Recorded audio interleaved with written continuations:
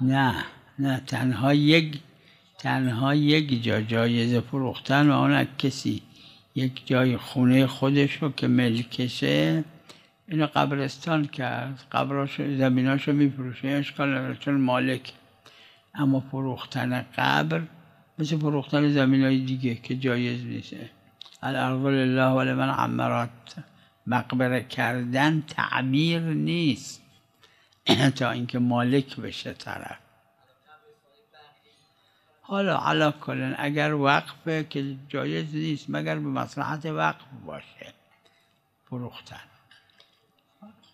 اگر غیر وقف هم هست که نه، زمین اشکال نداره.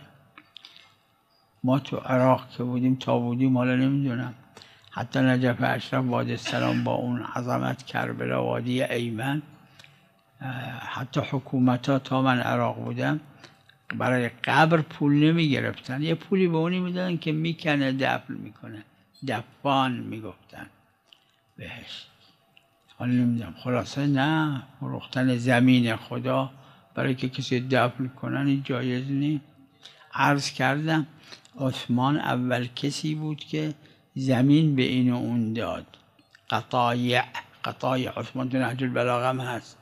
امیرالمومنین صلوات الله هم اون اوائل که مردم باهاشون بیعت کردن تو یکی از خطبه هاشون شاید والله داشته باشه قسم خوردن که این قطایع عثمان من برمیگردونم به بیت المال، چون حق نداره رئیس حاکم زمین به کسی هدیه بده یا بفروشه. زمین مال خداست، ولی من عمرها.